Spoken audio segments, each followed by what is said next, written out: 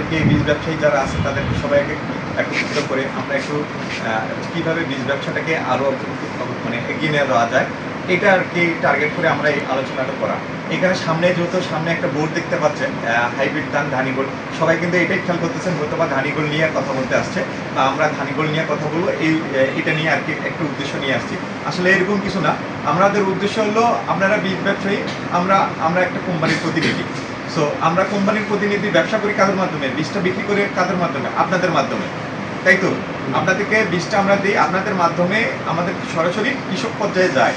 আর আপনাদেরকে যদি বীজ সম্পর্কে আমরা ধারণা দিতে না পারি, বীজটার প্রোডাক্টের বৈশিষ্ট্য সম্পর্কে আপনাকে যদি জানাইতে না পারি, বীজটার হচ্ছে যদি কতদিনে হারভেস্ট করা যায়, বীজটার কালারটা কেমন হবে, বীজটার সাইজটা কেমন হবে, এটা যদি আপনাদেরকে আমরা জানাইতে না পারি, আপনারা কৃষক পর্যায়ে আবার দিতে পারবেন না। কথাটা ঠিক আছে?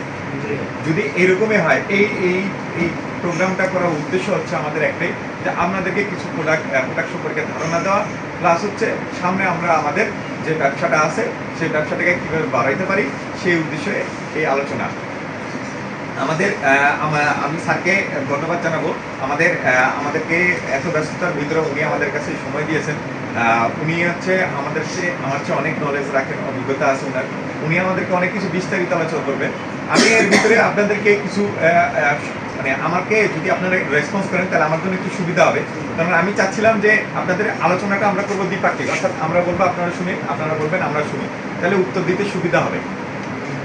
অর্থাৎ আমি একটা ধারণা দিই, আমরা তো এই পাশে আমন সিজনে যদি চিন্তা করি, আমনের সবচেয়ে বেশি আমাদের ধান চলে কিন্তু একটাই, সন্ধ্যা, তাই তো? সন্ধ্যা চলে, সন্ধ্যা চলে, প্লাস হচ্ছে অন্যান্য দেশি জাতগুলো চলে। তো আমরা চাচ্ছিলাম যে আপনাদের যে প্রচলিত যে জাত আছে, অর্থাৎ আমরা যে সন্ধ্যা জাত করি বা দেশি জাতগুলা করি, এই জাতের ভিতরেও এখন অনেকে হচ্ছে অনেক দিকে ডাইভেট হচ্ছে, অর্থাৎ আগে সন্ধ্যা খালি করতো মানুষ, কিন্তু এখন হচ্ছে 75-এর দিকে আগাচ্ছে, 17-এর দিকে আগাচ্ছে। মানুষ কি সন্ধ্যা থেকে বের হইতেছে? সন্ধ্যা থেকে বের হওয়ার কারণ কি? সন্ধ্যাতে রোগ বালাইটা অনেক বেশি। আগে যেরকম রোগ ছত্রাক কম হইতো, এখন কিন্তু ছত্রাকের পরিমাণটা বাড়ে গেছে, যার ফলে কি হয়, আপনার হচ্ছে রোগের আক্রমণটা বাড়ে গেছে, ফলনটা কমে যায়, ক্ষেতটা নষ্ট হয়ে যাচ্ছে। এজন্য মানুষ কি চাচ্ছে? আগাম ধান চাচ্ছে। আগাম ধানের ক্ষেত্রে যদি বলি, আগাম ধান চেষ্টা করে হচ্ছে 75 করতে, আগাম ধান। ভাইরা এবং এখানে উপস্থিত আছে প্রিন্ট এবং ইলেকট্রনিক মিডিয়ার আমাদের সম্মানিত ভাইরা, তো সকলকে জানাই শুভেচ্ছা এবং অভিনন্দন। আসলে এসিআই যে প্রতিষ্ঠানের পক্ষ থেকে আমরা এখানে এসে উপস্থিত হয়েছি, এটা আসলে অ্যাডভান্স কেমিক্যাল ইন্ডাস্ট্রিজ লিমিটেড। আপনারা জানেন যে একটা বাংলাদেশের একটা কংগ্লোমারেট, অনেকগুলো ব্যবসা প্রতিষ্ঠান আমাদের এই এসিআই এর আছে, তো প্রায় 50টা বা 50টার উপরে হবে ব্যবসা। তো তার ভিতরে এই সিড ব্যবসা হচ্ছে একটা ব্যবসা। তো এই সিড ব্যবসাটা আসলে আমাদের আরো অন্যান্য অনেকগুলো ব্যবসার ভিতরে এই ব্যবসাটা আসলে এটা আমাদের প্রতিষ্ঠানের কাছে খুবই গুরুত্বপূর্ণ একটা ব্যবসা, খুবই গুরুত্বপূর্ণ। যদিও এই ব্যবসায় আসলে মানে আমাদের ইনকাম বা ওইভাবে রিটার্ন বা ইয়েতে অন্যান্য ব্যবসার তুলনায় অত বেশি না, কিন্তু অত বেশি না হলেও এটা খুবই গুরুত্বপূর্ণ। কারণ আপনারা জানবেন যে আমাদের যে চেয়ারম্যান স্যার, উনি একসময় বাংলাদেশ মানে বিএসএফ, যেটা সিড অ্যাসোসিয়েশনের উনি চেয়ারম্যান ছিলেন। তো উনি ধরেন যে একজন ইন্ডাস্ট্রিয়ালিস্ট হয়েও এই বাংলাদেশ সিড অ্যাসোসিয়েশনের একজন চেয়ারম্যান হিসেবে উনি প্রায় 2-3 বার টানা উনি সফলভাবে দায়িত্ব পালন করছেন। তো এই জন্যই এই দিক থেকে আসলে আমাদের প্রতিষ্ঠান সবসময় এই বীজ ব্যবসাটাকে খুবই গুরুত্বের সাথে দেখে থাকে। তো আমাদের এই যে এসিআই পিএলসি আমরা বলি, তো এই এসিআই পিএলসি একসময় এটা ছিল একটা ব্রিটিশ কোম্পানি ছিল, imperial chemical industries limited, ICI ছিল ব্রিটিশ আমলে। তো সেই আইসিআই থেকে পরবর্তী থেকে এসিআই নামকরণ হয়ে এটা বাংলাদেশে এটার অপারেশন বা এটার কার্যক্রম শুরু করে। তো আমি সেই এসিআই কোম্পানির পক্ষ থেকে আপনাদের এই ঐতিহ্যবাহী লালমনিরহাট জেলা শহরে আসতে পেরে আমারও খুব আনন্দ লাগছে। এটা ঐতিহ্যবাহী বলছি এই কারণে যে আসলে আমি এখানে আসার পরে জানতে পারলাম যে আপনাদের লালমনিরহাট অনেক দিক থেকে খুবই গুরুত্বপূর্ণ। আপনারা এমন একটা শহরে বাস করেন যে আসলে এই শহরটা সেই ব্রিটিশ টাইম থেকেই আসলে এটা অনেক মানে গভীর গুরুত্ব বহন করে। কিভাবে গভীর গুরুত্ব বহন করে? এক নম্বরে আপনাদের এখানে আপনারা জানেন যে আপনাদের একটা খুব লার্জেস্ট একটা এয়ার বেস আছে, এটা কিন্তু বলা হয় যে সাউথ এশিয়ার ভিতরে প্রথম 3টার ভিতরে এইটা একটা, এবং এটা সেকেন্ড লার্জেস্ট এয়ার বেস। এক নম্বরে হচ্ছে আপনাদের ইন্ডিয়ার হিন্দন এয়ারবেস, 2 নম্বরেই হচ্ছে আপনাদের এই লালমনিরহাট এয়ারবেস, 3 নম্বরে হচ্ছে একটা পাকিস্তানের এয়ারবেস। তো এটা শুনলেও নিজের কাছেও ভালো লাগে যে আমার দেশেরই একটা অংশ এখানে এত বড় একটা গুরুত্বপূর্ণ জিনিস আছে।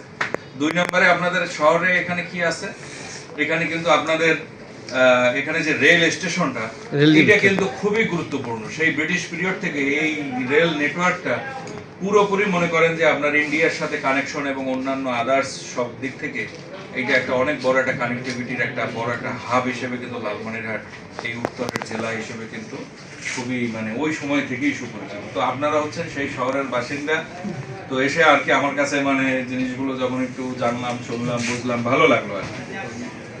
তো আমি যাই হোক যে বিষয়ের জন্য আজকে আপনাদের এখানে উপস্থিত হয়েছি, যে আপনাদের লালমনিরহাট জেলা, আমি যেটা এখানে চাষিরা যে এখানে ফসল ফলায়, সেটা মূলত আমি যেটা দেখতে পাচ্ছি যে অধিকাংশ ফসলি জমি হচ্ছে 3 ফসলি জমি বা 4 ফসলি জমি। তার মানে আপনাদের এই জমিগুলোর ক্রপিং ইন্টেন্সিটি কিন্তু খুবই হাই। এটা মনে করেন যে 250%, 300%, 400% পর্যন্ত। তার মানে একটা জমি 2.5 বার, 3 বার, 4 বার বছরে ব্যবহার হয়। তাহলে এখানে কিন্তু আসলে আপনাদের এই জায়গার যে জমির যে একটা ইউটিলাইজেশন, এটা কিন্তু অন্যান্য এলাকার মতো না। আমার দেশের বাড়ি হচ্ছে বরিশাল। বরিশালে কিন্তু আসলে দেখা যায় যে ওই ওখানে মূলত 2টা ফসল বা একটা ফসল হয়েই জমি মনে করেন যে আসলে ফাঁকা পড়ে। কিন্তু আপনাদের এখানে এসে আমি অবাক হয়ে যাচ্ছি যে আপনাদের এলাকায় যে চাষি ভাইয়েরা বা ওনারা যেভাবে এখানে জমিগুলোকে ইউটিলাইজ করছে, এটা সত্যি রিমার্কেবল, এটা মানে অসাধারণ আর কি এক কথায় বলতে গেলে। এই সিনেমারা মূলত স্বর্ণা বা 52, 51, 93, 94 এই জাতগুলোর উপরেই মূলত আমরা কিন্তু বেশি নির্ভরশীল। কথা ঠিক কিনা? তো আসলেই ভালো কিছু না খেলে তো বোঝা যাবে না যে এটার মর্ম কি, বা মানে গ্রহণ না করলে তো বোঝা যাবে। তো হাইব্রিড ধান ধানিকট হচ্ছে এইটা আপনার জীবনকালটা অত্যন্ত অন্যান্য যে কোনো ধানের থেকে 15-20 দিন মানে আগাম। এবং যারা বিশেষ করে আলু বা আপনার হচ্ছে ভুট্টা যারা লাগাবে এই মানে সামনের সিজনের বড় মৌসুমে, তারা ভুট্টা বা হচ্ছে আলু করবে, তারা যদি এই ধানটা চাষ করে, সে মিনিমাম আপনার 20 থেকে 25 দিন একটা ফসল আসা মানে আমি ওই 25 দিনে বা 1 মাসে অন্য যে কোনো একটা সবজি করতে পারবো, বা আমি একটা মানে পদক্ষেপ নিতে পারবো যে আমি পরবর্তীতে কী করবো। এই জন্য মূলত ধানিকট নিয়ে আমাদের আজকে এই প্রোগ্রামটা। তো অন্যান্য ধানের চেয়ে এই ধানটা যেমন আগাম আসতেছে এবং ধানের বৈশিষ্ট্য ভালো, ফলনও ভালো, কিন্তু সমস্যা একটাই, আমরা এই ধানটাকে মানে মানুষকে বুঝাইতে আমাদের অনেক কঠিন অবস্থা, সহজে বুঝতেই চায় না যে এটার ফলন ভালো, শর্ট ডিউরেশন, বা এটা চিকন ধান, এটার মানে বাজারে এটা ডিমান্ড বেশি, এই জিনিসটা অনেক সময় বুঝতেছে না চাষি। অনেক সময় তারা ওই যে আজকে থেকে 5, 7, 10 বছর আগে যেটা করছে, হয়তো বা 11 করছে বা স্বর্ণা করছে, বা ওই যে স্বর্ণা 5 বিভিন্ন জাতের যে ধানগুলো আছে, এই ধানগুলো নিয়ে তারা ব্যস্ত। কারণ এখন ডিজিটাল যুগ বা যুগের পরিবর্তন হতেছে, সময়ের পরিবর্তন হতেছে, অনেক কিছু কিন্তু চেঞ্জ হয়ে গেছে, কিন্তু আমরা এই জিনিসটা আসলে বোঝার চেষ্টা করি না। বা এর মধ্যে অনেকে বুঝে তো ঠিক আছে, আমি এটা 2 কেজি নিলাম, আমি এটা টেস্ট করব, এই বছর করি, যদি আমার ভালো মনে হয় আমি সামনের বছর ইনশাল্লাহ অবশ্যই করবো। কিন্তু এই মানে এইভাবে বোঝানোর ক্ষেত্রে দেখা যায় 10 জনকে বললেও আমি সর্বোচ্চ 2 জন বুঝে কিনা তাও সন্দেহ। কি মশুর ভাই, সহজে কিন্তু বুঝতে চায় না। তা আমরা চাইতেছি যে এরকমভাবে যে আজকে যে প্রোগ্রামটা আমাদেরকে নিয়ে করা হইলো, বা আমরা যারা দোকানদার আছি, আমার মনে হয় আমরা তো এটা জানি বিধায় কিন্তু আজকে এই প্রোগ্রামটা আসছি। আমরা যদি এরকমভাবে আমরা যদি বিভিন্ন গ্রাম থেকে, বিভিন্ন গ্রামে বা বড় বড় যে এলাকার মধ্যে ধান আবাদ হয়, আমরা যদি এই প্রোগ্রামটা যদি ওই চাষি পর্যায়ে করতে পারি, তাদেরকে সুন্দরভাবে হাতে কলমে বুঝাই দিতে পারি, আমার মনে হয় আমাদের এই প্রোগ্রামটাতে ওইটা আরও ভালো হবে। তাদেরকে একবার সঠিকভাবে বুঝাই দেওয়া যে এইটা করলে এই হবে, এটা করলে এতটুকু হবে, এটা ডিউরেশন এতটুকু, এখানে করতেছি আমরা সব ঠিক আছে, কিন্তু এটা একবার কৃষক পর্যায়ে যায় করতে হবে। কৃষক পর্যায়ে কী হবে, তাহলে সে হাতে কলমে সব কিছু বুঝতে পারবে। এটা সময় 125, এটা 110, আর আমারটা হচ্ছে 95 দিন। তো এইভাবে যদি আমরা এই প্রোগ্রামগুলো যদি বিভিন্ন মানে চাষি পর্যায়ে যায় যদি আমরা এই ধরনের ওয়ার্কশপগুলো করতে পারি, আমার মনে হয় যে এটা কোম্পানির জন্য, আমাদের জন্য অনেক ভালো হবে। আমরা আজকে যে কথাগুলো এখানে খরচ করবো, যে কথাগুলো আলোচনা করব, এই আলোচনাগুলো ওইখানে করলে আমার মনে হয় এখান থেকে আরও বেশি বেনিফিট হবে। আপনারা সবাই কি বলেন ভাই?